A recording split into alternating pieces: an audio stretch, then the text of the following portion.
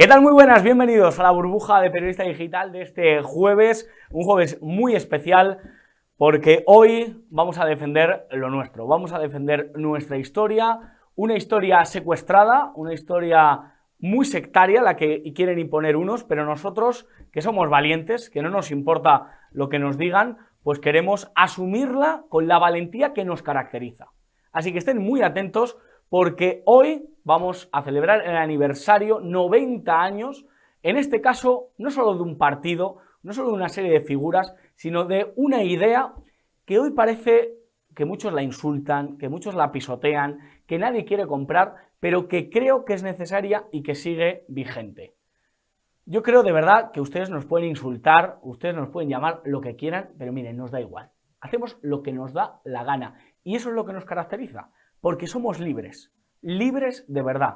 No la libertad que vende la izquierda, que es muy sectaria, ni la libertad del liberalismo, que la verdad que cada vez es menos libre que nunca. Nosotros le decimos como aquel, oiga señora, si no le gusta nuestro careto, cambie de canal.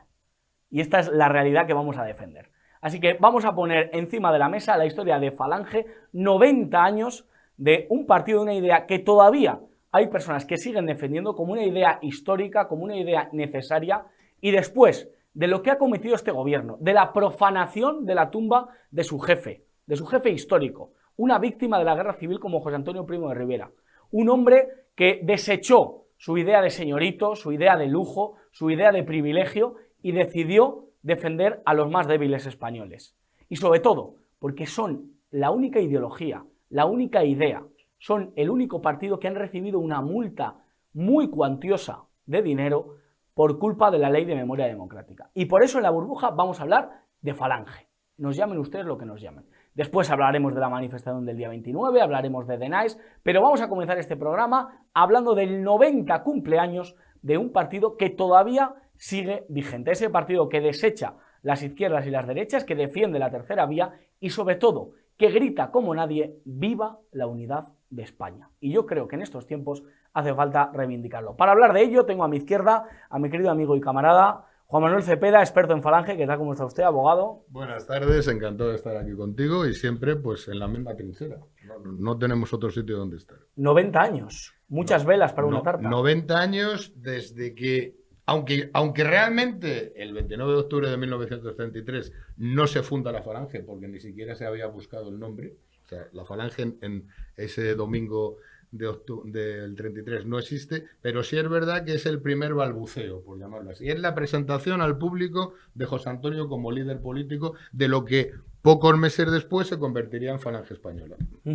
Y a mi derecha tengo a Norberto Pico, a pesar de no ser una persona de derechas, pues está aquí a mi derecha, jefe nacional de la actual Falange Española de las Jons. ¿Qué tal? ¿Cómo está usted, Norberto? Pues encantado de estar aquí en Periodista Digital, porque si no estuviese en Periodista Digital sería muy difícil, ¿vale? Por ejemplo, seguramente que este aniversario pasará inadvertido a las televisiones públicas, Televisión Española, Telemadrid, la que sea, porque cuando en alguna ocasión algún periodista se ha atrevido a abordar el tema de la Falange, pues se han levantado ampollas. Yo recuerdo hace ya unos años a Sánchez Dragó, que hizo una serie de programas sobre lo que se dio en llamar la corte literaria de José Antonio, es decir, ese grupo de poetas y de literatos, escritores, amiguetes, que estaban con él en la fundación de la Falange, que él supo atraer para la Falange naciente a partir del año 33, y bueno, pues aquello pues motivó unas quejas de los sindicatos, de no sé qué, tal, siempre dispuestos a quejarse. Así que por eso estoy muy contento de estar aquí en Periodista Digital. Y nosotros que estés con nosotros. Juan Manuel Cepeda, cuéntenos un poco del contexto, el contexto social de los años 30, por qué surge Falange, a qué da respuesta, cuéntenos un poco de por qué José Antonio da un paso adelante y decide fundar un partido que tiene mucha repercusión en todos los años posteriores y en lo que sucedió después. Pues está prácticamente contado, la historia no miente. En primer lugar tenemos que aclarar una cosa. Tú, en cualquier libro que abres sobre la biografía de José Antonio, sobre la historia de Falange, siempre te dice que José Antonio entra en política para defender el nombre de su padre. Y eso es mentira. José Antonio entra en política porque le duele España.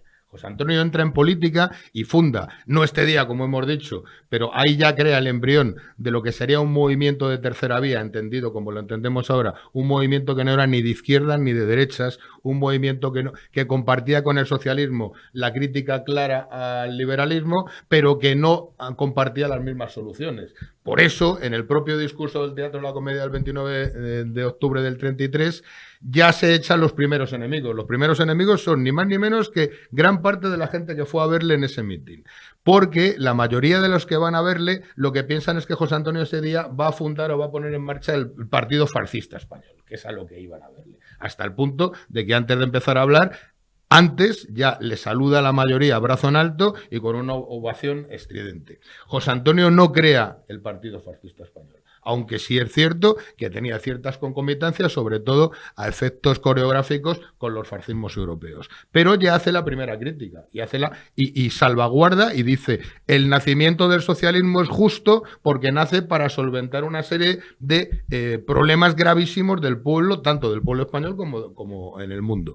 Ahí ya las derechas se le echan encima. Y la prueba evidente es que al día siguiente todos los periódicos de derecha nacionales les dicen: ¿y esto es el nuevo fascismo? Y ya empieza la teoría que luego mantienen 3 años después de el señorito rojo, el failangista, el señorito comunista. José Antonio lo deja muy claro. Que es verdad que el 29 de octubre no diseña, ni en ese famoso mitin nos enseña las líneas maestras de lo que va a ser la Falange. Está clarísimo. Pero sí son los primeros puntos de los que después parte y se desarrolla de forma incompleta la ideología falangista, que no es otra que el nacionalsindicalismo. Alberto, lo que pasó ese 29 de octubre de 1933 fue la marca española del fascismo. No, el propio José Antonio, y lo ha contado muy bien Juan Manuel Cepeda, el propio José Antonio se empeñó en desacreditar esa teoría de que la Falange era una mera copia del fascismo y además una copia servil, ¿no? Es decir, a las órdenes de Benito Mussolini, ¿no? Yo creo que las diferencias entre la Falange española y el fascismo italiano, y no digamos otros fascismos o el nacionalsocialismo, son tan grandes que seguir manteniendo la idea de que la Falange es una mera copia del fascismo en España es un ejercicio de pereza mental. Es decir, solamente desde la pereza pues se puede llegar a esa conclusión. Lo que sucede es que hoy en día el fascismo no significa nada. El fascismo es un insulto que se dedican unos a otros, las derechas se lo dicen a las izquierdas a las derechas, con tal de desacreditarse políticamente, pero se le ha vaciado de contenido. Con lo cual, bueno, pues tampoco hay que perder mucho tiempo en decir si uno es o no fascista, porque, insisto, pues fascismo hoy no significa absolutamente nada. Pero es verdad que durante toda su corta carrera política, porque tan solo duró 3 años, se vio interrumpida por el inicio de la Guerra Civil y el asesinato del propio José Antonio Primo de Rivera y del resto de fundadores de la Falange, pues siempre se distinguió por negar ese carácter fascista de la Falange. Pero insisto, a día de hoy pues no tiene mayor importancia. Vamos a ver unas fotografías, vamos a tirar de hemeroteca. Juan Manuel Cepeda nos ha cedido estas imágenes a Periodista Digital, se lo agradecemos. Vamos a ver, le voy a pedir a Marta García que nos enseñe alguna de las fotos. Juan Manuel, ¿nos vas explicando qué es lo que estamos viendo? Pues estamos viendo el salón del Teatro de la Comedia, donde, como se puede ver, además los asistentes, es cierto que en aquel momento lo que luego es la Falange Española de Aragón, que es un movimiento joven basado prácticamente en un 95% de sus militantes no llegaban a los 22 años, en esta primera presentación al público de José Antonio sí se ve gente mayor, se ve gente, como veis, todo el mundo trajeado. La mayoría de esos luego ninguno militó en la Falange, porque la mayoría de esos que estamos viendo en la foto eran los que se pensaban que José Antonio sacaba un partido fascista a la española o como mínimo era el continuador de las políticas de su padre. Y José Antonio en ningún caso entra en política ni para continuar las políticas de su padre ni, por supuesto, para crear un partido fascista español. Solo había, se calcula que el Teatro de la Comedia tenía una cobertura de unas 3.000 personas sentadas. Pon que hubiera 3.200 porque es verdad que estaban llenos todos los pasillos, incluso había gente fuera. Yo le calculo que de esos más de 3.000 personas que fueron a oír a José Antonio ese día al Teatro de la Comedia, ni un 10% después militó en la Falange. Y curiosamente, gran parte de la militancia falangista se produce porque ese mitin fue radiado, se radió por Unión Radio y se radió no solo en Madrid, sino en gran parte de España. Tenemos un ejemplo, Rafael García Serrano, el famoso escritor y para mí uno de los mejores escritores españoles del siglo XX. Él cuenta cómo está desayunando en un bar, que era un estudiante navarro que estudiaba en Madrid, y cuando oye a José Antonio le enamora de tal manera, no solo el tono de su voz, sino lo que está contando, que a los pocos días fue a interesarse dónde se podía afiliar a eso nuevo que todavía no se llamaba Falange. Norberto, voy a hacer una pregunta un tanto peculiar, pero ¿cuánto tiene España de esos que estaban ahí en ese Teatro de la Comedia? ¿Cuánto queda? ¿Cuánta idea de España queda de esos chavales y personas también mayores que estaban ahí en el Teatro de la Comedia en el año 33? Bueno, vamos a ver. Yo creo que el carácter de los españoles ha cambiado sustancialmente, ha cambiado su predisposición a participar en política, al sacrificio, su concepción de la nación, su patriotismo, todo eso ha variado sustancialmente. Sin embargo, hay una serie de problemas que esos españoles tenían el siglo pasado y que la propia nación española tenía y que lamentablemente pues, 90 años después persiste. Persiste un problema de justicia social. Hay muchísimos españoles que pese a vivir en una sociedad de la opulencia no reciben ni las migajas de lo que disfrutan algunos privilegiados y viven en condiciones muy malas.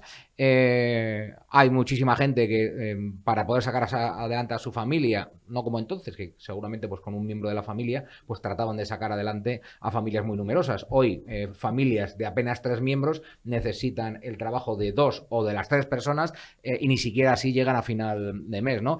Y más allá de las cuestiones sociales, pues España sigue corriendo peligro en su unidad, como denunció José Antonio Primo de Rivera y el resto de los fundadores de la Falange el siglo pasado. Entonces, es verdad que la sociedad española ha cambiado en muchas cosas, hay problemas nuevos que han aparecido y que no existían antes, otros habrán desaparecido, pero hay algunos y muy importantes que siguen existiendo. Por eso seguimos diciendo que buena parte de la crítica y de las propuestas falangistas siguen teniendo plena vigencia. De hecho, hay un ejercicio muy gracioso que se puede hacer, que es coger algunas de las intervenciones parlamentarias o de los mítines o de los escritos de los fundadores de Falange, quitarles la fecha y uno parecería que estaba hablando de los pactos del gobierno con los separatistas, de la amnistía, que ya entonces también hubo amnistía para los golpistas del 34.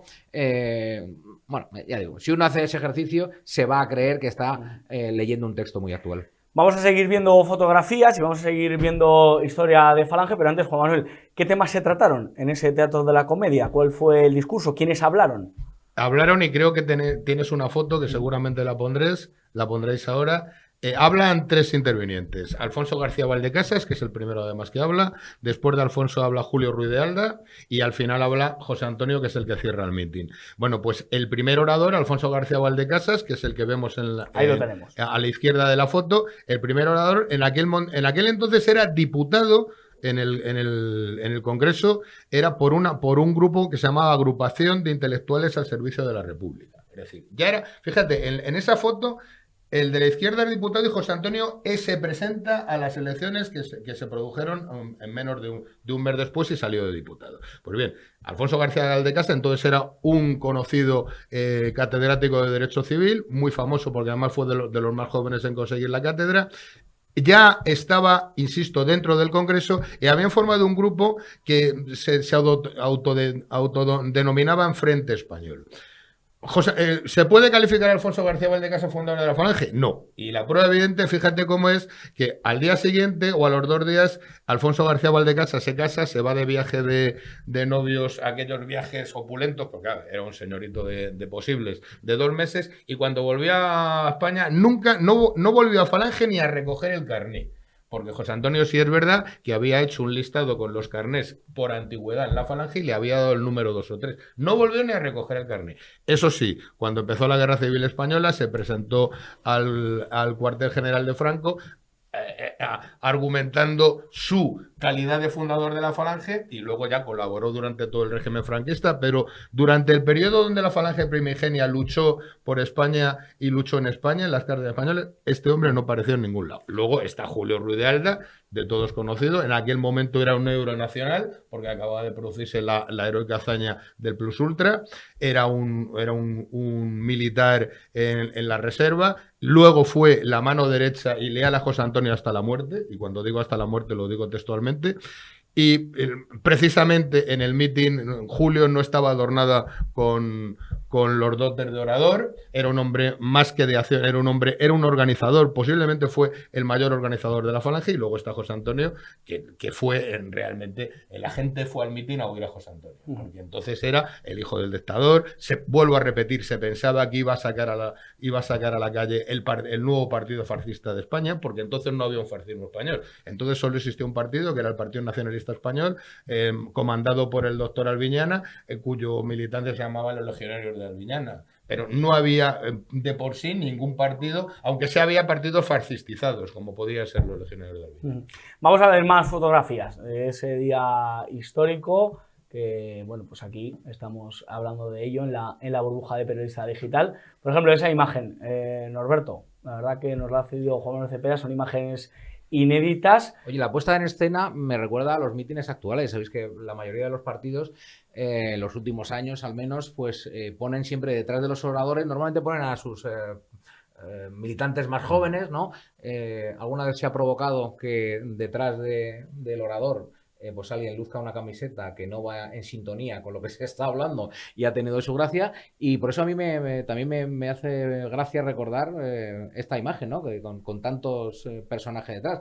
No sé si Juan Manuel Cepeda sería capaz de identificar a algunos de los que están detrás, sí, y cuál era el motivo que estuviesen Mira, al final a la izquierda con gafas se ve a Rafael Sánchez Mazas, a la derecha se ve a Raimundo Fernández Cuesta, en la mesa se ve hablando, es el turno de intervención de Alfonso García Valdecasas, que está de pie, y en la mesa el primero por la izquierda, José Antonio. Luego, curiosamente, si os dais cuenta, en la mesa no está Julio Ruiz de Alda, y explico por qué. Porque Julio Ruiz de Alda, que interviene en el mitin, pero porque en aquel entonces era un héroe nacional, estaba preocupado de la seguridad del acto. Y hasta que no interviene él, debía estar por los pasillos controlando que no hubiera ningún problema. Y luego estaba al lado de José Antonio un señor mayor que era Narciso Martínez Cabezas, que, como he dicho antes, es el presentador, el que ejerce de presentador en el mitin. Había sido concejal del Ayuntamiento de Madrid por la Unión Patriótica del padre de José Antonio, de Miguel Primo de Rivera, y era uno de los que precisamente pensaba que José Antonio iba a seguirle. Fue de los pocos que luego, cuando José Antonio explica realmente lo que quiere, sigue con él. Muchos dijeron, esto no es lo nuestro, nosotros no hemos venido a esto, y se fueron. Pero ese fue de los pocos que siguieron con José Antonio, porque la idea la bandera que José Antonio levanta ese día, aunque sea media asta, decimos a media asta, porque son los primeros balbuceos políticos suyos, son de los que le siguen. Vamos a ver cómo la prensa se toma este día de 29 de octubre de 1933 y cómo comentan el acto de iniciación. Vamos a ver. ¿Ves? Bueno, aquí ese es el anuncio, ¿ves? Por eso os he dicho, no es el teatro, el mitin del Teatro de la Comedia no es el mitin de fundación de la Falange.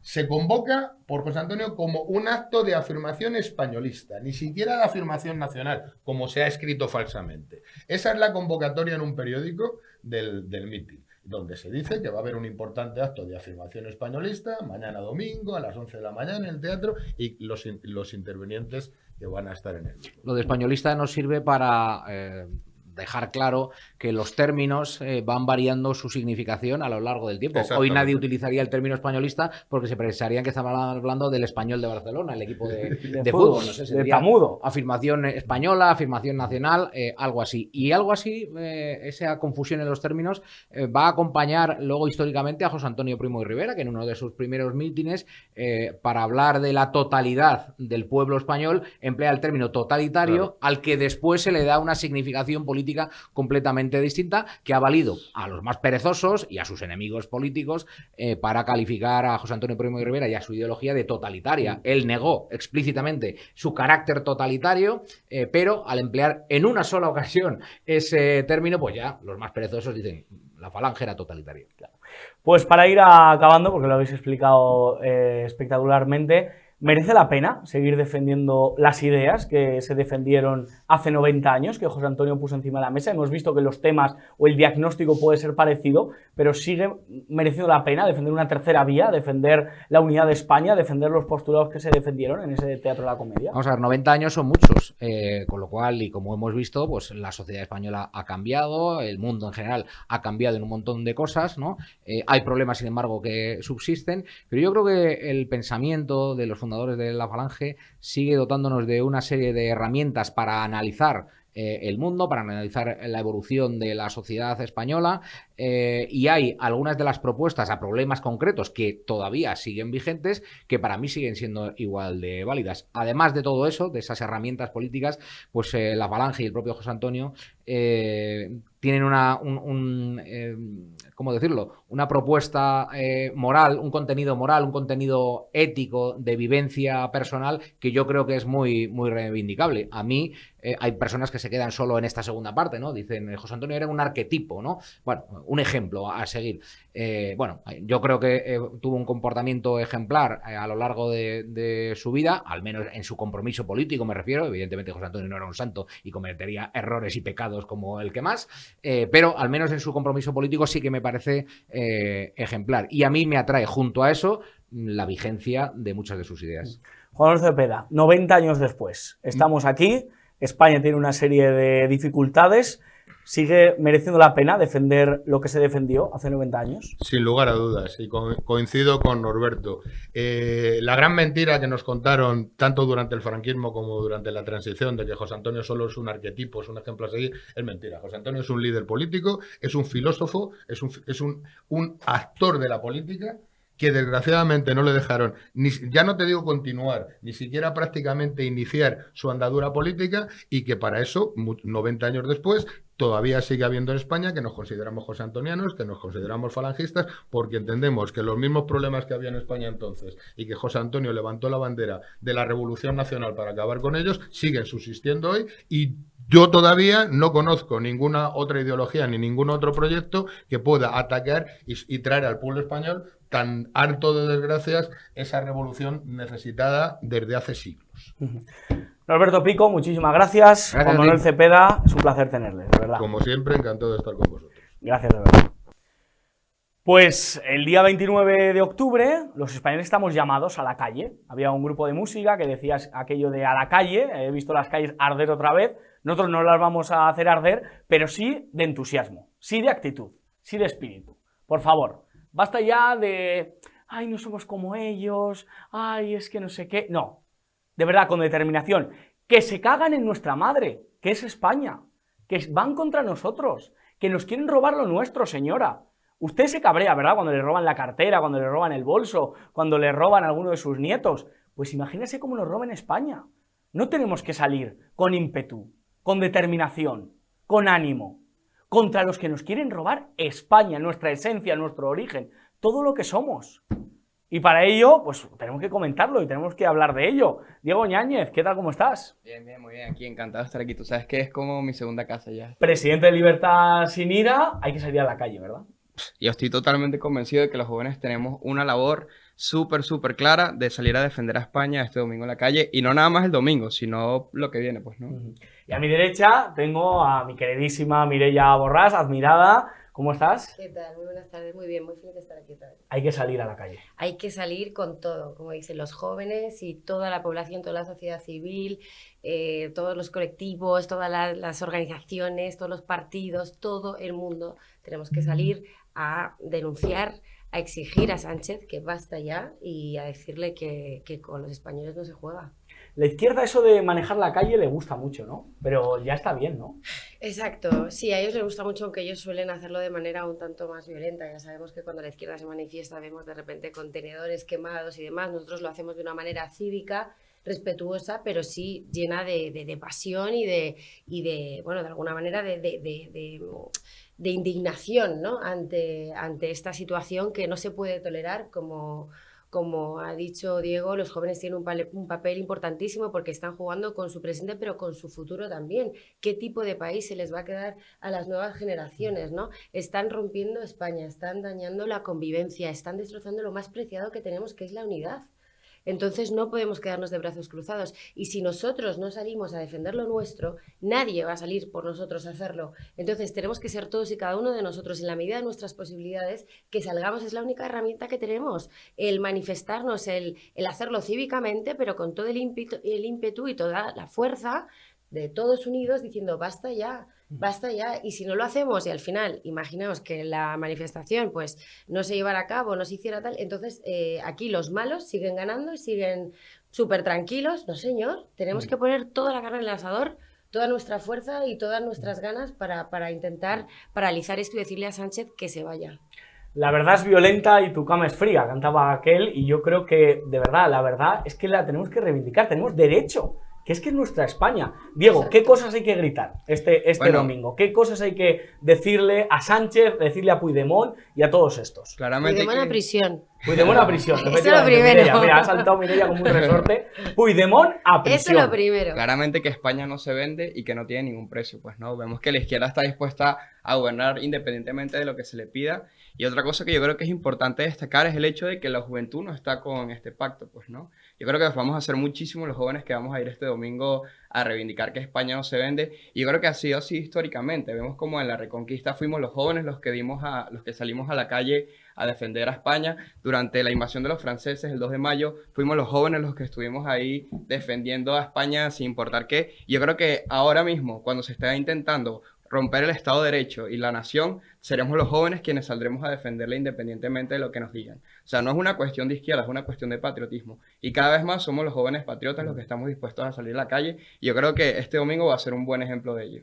Y de verdad es un día para no sacar banderas de partidos políticos, no es un día de creer que la sanidad tiene que estructurarse de una determinada manera, que la jubilación tiene que ser de una u otra manera. No, no, no. Es una idea de España, que puede tener alguien de izquierdas, alguien de derechas, alguien de centro, alguien abstencionista, votante del PP, de Vox, pero mi pena, Mireia, es que el PP no está, o Claro. no está, o no se lo Bueno, espera, se ¿qué les, pasa? se les ha invitado, como todos sabéis, se les ha invitado a todos los partidos, organizaciones, y bueno, pues al final es una lástima que esto al final siempre parezca que se hace de una manera partidista, ¿no? De hecho, a mí me ha pasado con algunas personas que me dicen, no, yo ya fui a la de los azules, a ver, que esto no va, que cuantas más veces nos manifestemos, si usted no pudo ir a la de la otra ocasión y puede ir a esta, venga a esta, si no puede venir a esta y puede ir a la otra, pues vale, pero ¿qué quiero decir?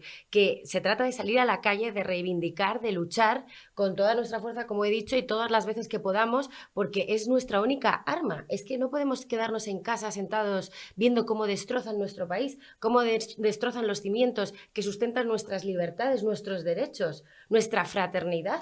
Entonces, defender el régimen constitucionalista, salir a la calle este domingo, la pasada manifestación y todas las que vayamos a hacer, porque esto si sigue así, no vamos a parar. O sea, nosotros no nos vamos a quedar de brazos cruzados. La sociedad civil, estoy segura de que no va a consentir que Pedro Sánchez se cargue nuestro país y lo más valioso que tenemos, pero hay que salir a la calle y hay que reivindicar, pues eso, nuestros derechos, nuestra libertad, y que se respete todo lo que los protege, que es la Constitución, el orden constitucional, que se están cargando, pero vamos, como una pisonadora. Entonces, esto no va de partidos, de verdad que, o sea, gente que no, a lo mejor no esté de acuerdo con Vox, que lo que tú has dicho, que esté en temas, yo qué sé, de la sanidad, de que si las pensiones, de que si, no sé, cualquier otro tema que quieran, no es el día. O sea, hoy es el día para demostrar esa unidad, y da igual de izquierdas, de derechas, está todo el mundo invitado, y lo que se tiene que ver es que la sociedad civil pues triunfa, ¿no? Y sale a la calle y es capaz de movilizarse y organizarse cívicamente para decir lo que no quiere y lo que no está dispuesta a tolerar. Mireia, se lo he preguntado antes a Diego, ¿qué vas a gritar en esa manifestación? Bueno, Puigdemont a prisión. Eso que quede bien claro. Y bueno, Dicen pues que eso es España no se revanchismo, toca.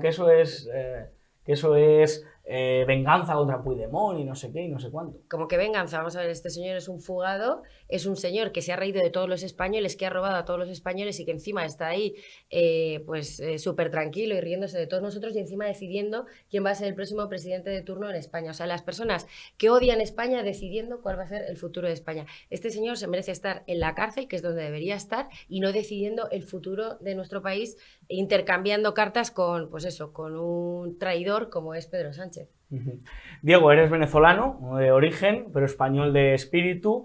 Claro, si te lo llegan a contar antes en Venezuela, ¿no? Se tenía que haber salido más a la calle, se tenía que haber protestado más, se tenía que haber, ¿no? Ya quizás es demasiado tarde en un momento dado, ¿no? Bueno, nunca es tarde, pues, ¿no? Y eso yo creo que es algo que también importa recalcar aquí, porque la gente cree que no, ya está todo perdido, ya van a formar gobierno, no. Nosotros tenemos que salir a la calle a reivindicar todos los días de que todavía hay una posibilidad de salvar a España.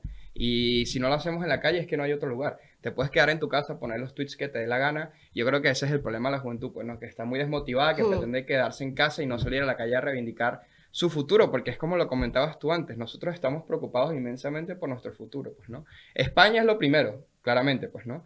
Pero no tenemos futuro sin España. Y por eso yo creo que es muy importante que seamos nosotros quienes estemos marcando la pauta en la calle y que no cesemos y que no cedamos ningún espacio a los que pretenden romper España.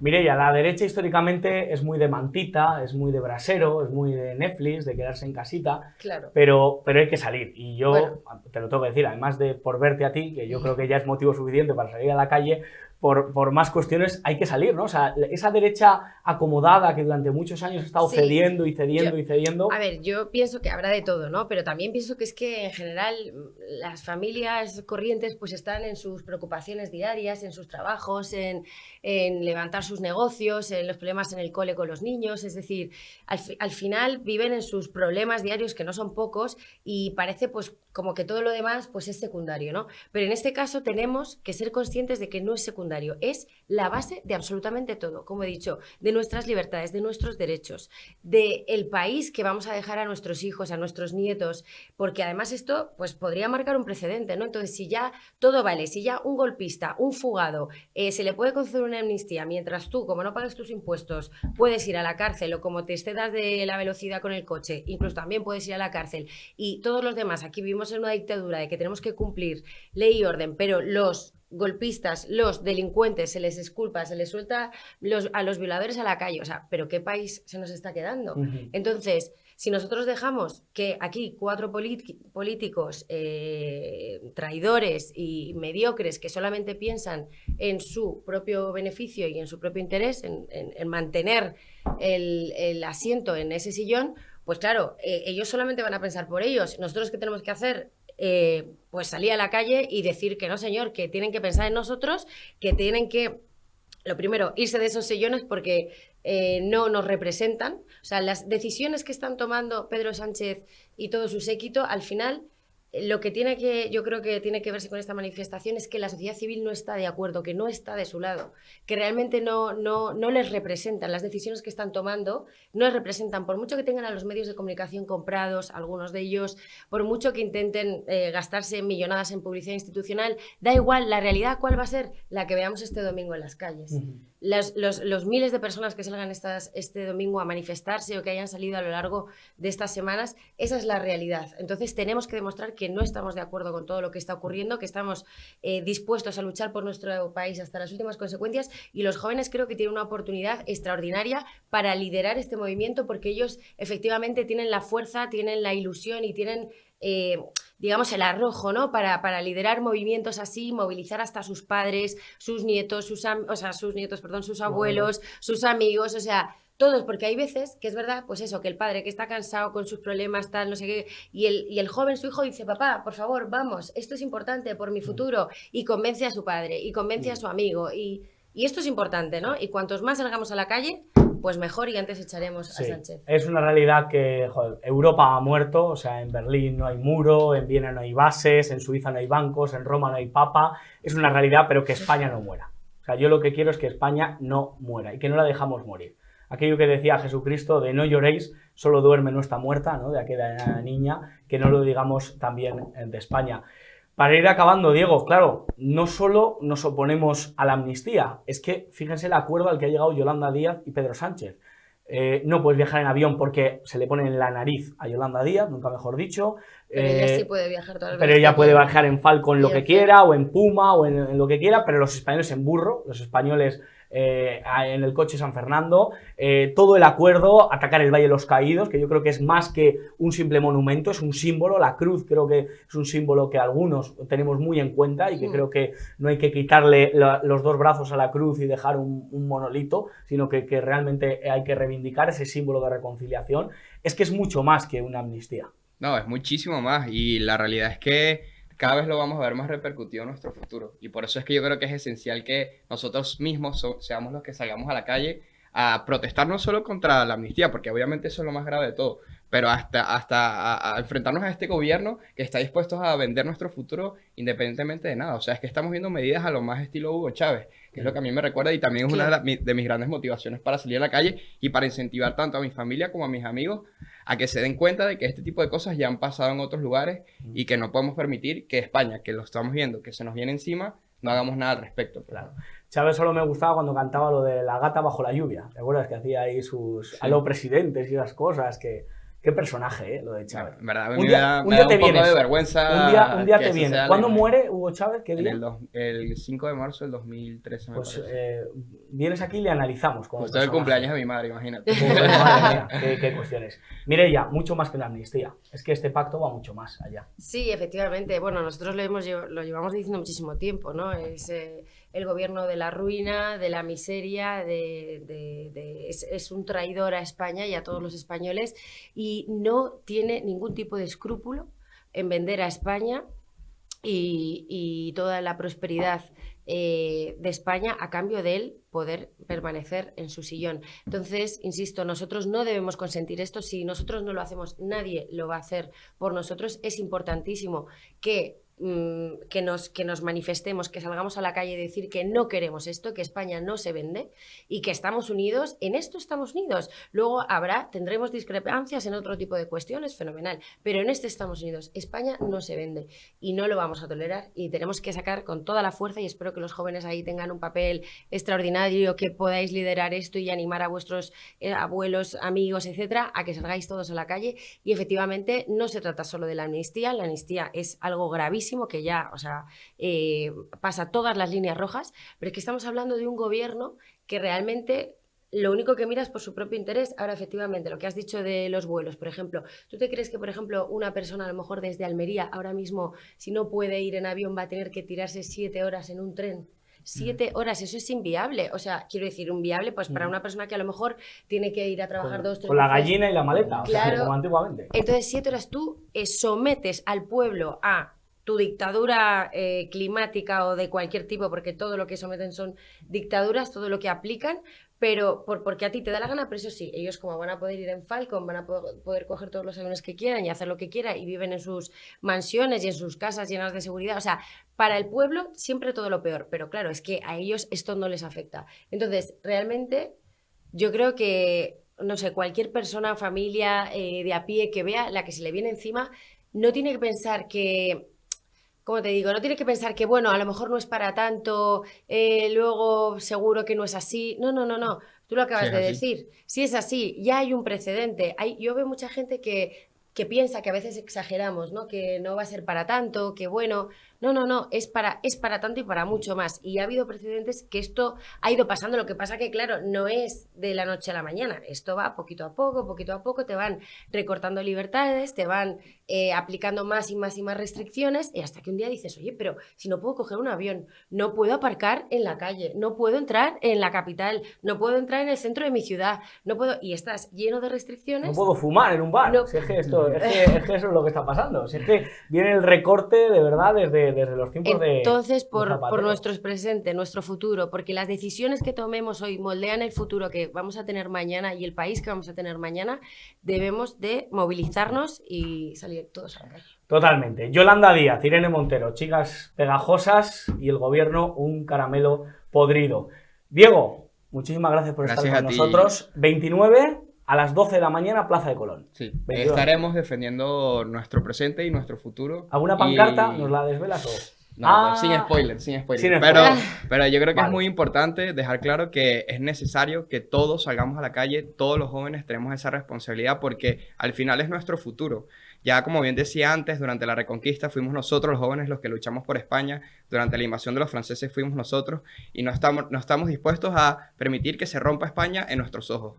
Yo creo que deberían tener muy, muy claro y espero que este domingo nos veamos todos y estemos ahí luchando por lo que queremos. Mireia, ¿te veremos de incógnito o te reconoceremos perfectamente? No lo sé. Todavía no sé el outfit que voy a llevar. Ah, pero bueno, vamos. pero ya lo está pensando. Mireia Sí, Borràs. sí, sí. Oye, Pero bueno, lo importante es ir Eso y participar y también, oye, aprovechar luego para tomarse algo Eso y es. pasarlo bien, que eso también hay que hacerlo, pero lo importante es ir, todo el que pueda en la medida de sus posibilidades, que se acerque, que vaya, que se movilice y oye, y ya pues un domingo se va uno a casa ya con la satisfacción del trabajo bien hecho, de que he hecho un poquito más por mi país y es un orgullo. Y luego pues a tomarse unas cañitas. Eso es, un vermú o lo que Eso tercie, es. se tercie. Mireia Muy bien. Borràs, muchísimas gracias por estar en Gracias la a burbuja. vosotros, De muchas verdad, gracias. Diego, Gracias. gracias por estar con nosotros.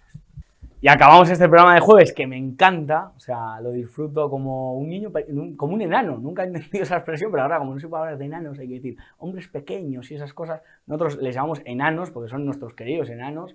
Entiendo que hay gente enana que nos ve y le mandamos un saludo enorme.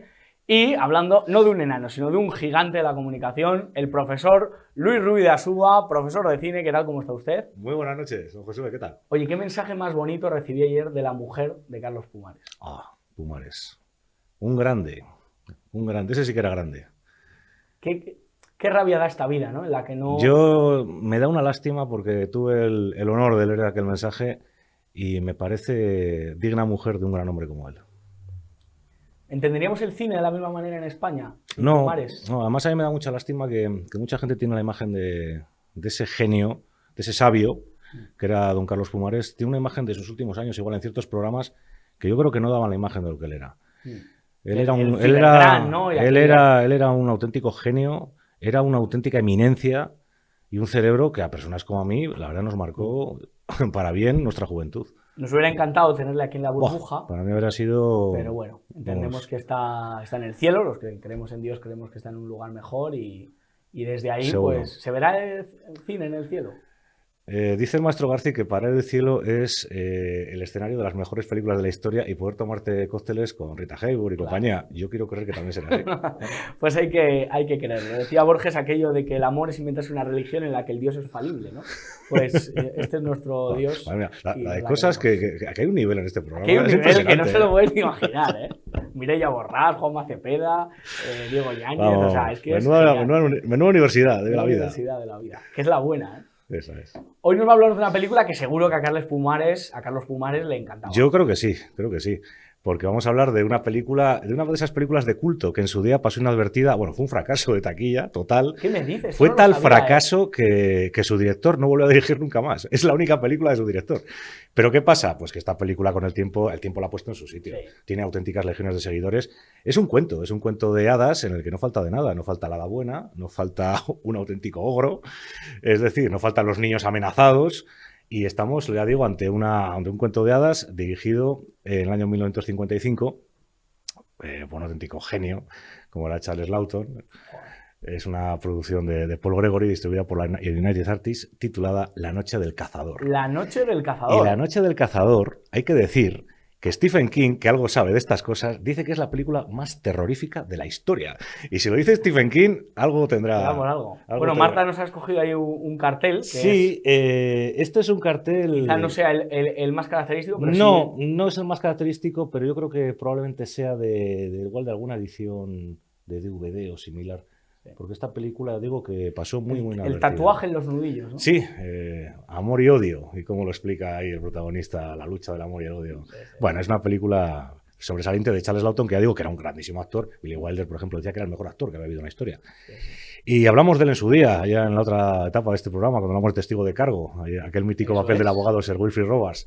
Pero claro, Charles Lawton es Rembrandt, es Enrique VIII, es Nerón, es Craso, es el Capitán Bligh, es decir, un auténtico genio que se pasó al otro lado de la cámara, rodó esta maravilla, pero ya digo que no tuvo nada de éxito. Decía Hitchcock que nunca hay que rodar, nunca hay que trabajar con animales, con niños, ni con Charles Lawton. En esta película hay animales, hay niños y está está Charles Charles Lawton. Joder, Hitchcock, qué bueno. Fíjese, una película, ¿por qué ha sucedido ese fenómeno? Yo, la de no verdad, verse lo en ese desconozco momento porque... Y que ahora sea de auténtico culto. O sea, Yo- si alguien ama el cine, tiene que ver. Es que esta película es La de Hora del las Cazador. típicas que hasta mucha La gente, Noche del igual que no le Cazador. interesa el cine clásico, conoce perfectamente esta película y la ve. Yo lo desconozco. Yo siempre había oído que esta película había sido mal recibida por la crítica y por el público. La verdad es que luego, cuando profundizas más, la crítica no la recibió mal. Ujú. Pero el público, por lo que sea, no fue ataque. La verdad es que es una historia dura. Para el año 55 es una historia que no es fácil de ver. Cuéntenos, Yo he cuéntenos estado como, por ejemplo, Sí, sí. he estado estos días hablando de esta película con personas que dicen que les cuesta ver esta película, Ya. pues porque es muy inquietante. O sea, no es para natilleros, ¿no? Como No, decía no, Javier no, García Isaac, bizcochables y natilleros, no, porque esta es una película que va a empezar, hay un cielo estrellado y aparece una señora mayor contando historias bíblicas a una serie de niños cuyos rostros Claro. aparecen, les habla del rey Salomón, y les habla del sermón de la montaña, y les habla de no juzguéis y no seréis juzgados, y les dice, ojito con los falsos predicadores, con los lobos con piel de cordero. Y es que esta película va de un falso predicador, va de un lobo con piel de cordero, que es terrible, que es un tal reverendo Harry Powell, que es un personaje de cuidado. La película comienza así y después se ve a unos niños jugando al escondite y en un granero aparece el cadáver de una mujer. Y a continuación se ve a este reverendo, a este falso reverendo, yendo con un coche diciéndole al señor, bueno, al señor no, al demonio, ay, cuántas viudas me quedan por matar para robarle su dinero. O sea, es que es un auténtico monstruo y ese coche es robado, entonces le van a condenar a un mes en la penitenciaria estatal. Y resulta que en esa penitenciaria se encuentra en la celda con un condenado a muerte, que es un hombre que ha robado $10.000. Estamos en los años de la depresión, estamos en el sur profundo, y este hombre ha robado para dar de comer a su familia, básicamente, y porque tiene una mujer manirrota que, en fin, no se ocupa tanto de sus niños como de ella misma. Y entonces este hombre pues se va a enterar de que los $10.000 que se sacaron de ese botín, está condenado a muerte porque hubo 2 muertos en ese atraco. Resulta que él, antes de que lo detuvieran, llegó a su casa y les dio los $10.000 a sus hijos, a 2 niños pequeños, un niño y una niña, de los que se fía más que de su propia mujer. Y esconde el botín en la muñeca de la niña. Y les dice que jamás digan a nadie dónde está ese dinero, que va a ser el dinero para ellos para cuando crezcan. ¿Qué pasa? Que este falso reverendo se entera de lo de los $10.000 y claro, nada más que sale de la cárcel, se dedica a conseguir el botín como sea, acosando a esos 2 niños e intentando seducir a la mujer. A partir de aquí empieza un cuento de hadas, de terror, de miedo, que es sencillamente memorable. Y yo creo que nuestros espectadores que no lo hayan visto no van a poder despegar los ojos de la pantalla. Es una historia preciosa. Preciosa para pasar un buen rato. Porque hay Eso gente es. que O sea, es usted un tanto garantiza inquietante. que engancha. Engancha desde luego. Engancha, vamos. Yo me costaría mucho creer que hay una persona que empieza a verla y se vaya a mitad de la película. Porque es impresionante. Ha creado cultos. Ha habido gente que se ha Sí, tatuado sí. Bueno, en los hay- nudillos. Hay una mitomanía alrededor de esta Sí. película, sin duda. Sí, qué bueno, qué bueno. Bueno, pues háblenos del guión un poco, háblenos de... Bueno, el libro, la novela es buenísima, es La noche del cazador, es una novela de Davis Groove, está editada en anagrama y es de estas veces en que no sabes si es mejor la novela o la película. Son buenísimas las dos. Pero es que encima el guión lo escribió James A.G., que es uno de los mejores guionistas de la historia del cine. Y, bueno, premio Pulitzer, por ejemplo. Ujú. El guionista de La Reina de África, Josué. Es que Joder, estamos es que ante palabras estamos- mayores. También tiene otro libro, sus escritos de cine publicados en Paidós, son de esos libros de cabecera para los que nos gusta el cine. Y luego también Stanley Cortés en la fotografía, una fotografía inquietante que refuerza esa atmósfera tétrica y que nos va a haber momentos en la película que nos va a recordar al expresionismo alemán, estas películas Ujú. del gabinete del doctor Caligari, esos planos. La verdad es que es impresionante. Y luego ya rápidamente el reparto, aparte de los niños que se llaman Billy Chapin y Sally Jane Gurf, son 2 actores infantiles, pero luego está Shelley Winters, que es su madre, que bueno, es una actriz que ya salía en Río Rojo, en Winchester 73, en Río Rojo. un lugar en el sol, después la veremos en Lolita, por ejemplo, o en Harper, esa película de la de Paul Newman. Pero aquí lo hace muy bien, como esa mujer, pues la verdad es que es una mujer que no logra proteger a sus hijos de ese monstruo que les acosa. Algo que sí hará la otra protagonista femenina, que es Lillian Gish. Lillian Gish, que es en verdad la responsable de que esté hablando ahora de esta película. Porque me ha animado a hablar de esta película porque la semana pasada, con ocasión de hablar de la Noche Americana de Truffaut dedica la Noche Americana a Lillian y a Dorothy Gish. Fíjese. Porque son las grandes musas del cine mudo, en ese homenaje al cine precioso del que hablamos el otro día. Y claro, es que Lillian Gish es la actriz fetiche, por ejemplo, de Griffith, Nacimiento de una Nación. Dice la leyenda de los cinéfilos, que el primer plano se inventó Griffith para para que pudiéramos ver, apreciar la belleza de Lillian Gish. Aquí hace de señora mayor que va a tener esa estampa de mujer protectora con el rifle en la mecedora para proteger a los niños, maravillosa. Y el ogro, pues Robert Mitchum, en unos papeles memorables de una memorable carrera. Aquí ejerció de ogro, en efecto, e hizo de Robert Mitchum dentro y fuera de la pantalla. Cuenta ya la leyenda que el productor Paul Gregory un día le echó la bronca por llegar en estado de embriaguez al rodaje y él no tuvo otra ocurrencia que ir al Cadillac descapotable del productor, abrir la puerta y hacer sus necesidades en su asiento. Es decir, actuó Robert Mitchum tanto dentro como fuera de la pantalla en un papel, la verdad, memorable. Qué bueno, qué bueno. Oiga, un día tenemos que hablar de los planos, del primerísimo plano, del plano americano, del plano... Sí, podríamos escoger efectivamente, planos icónicos, ¿no? Sí, claro. Del cine.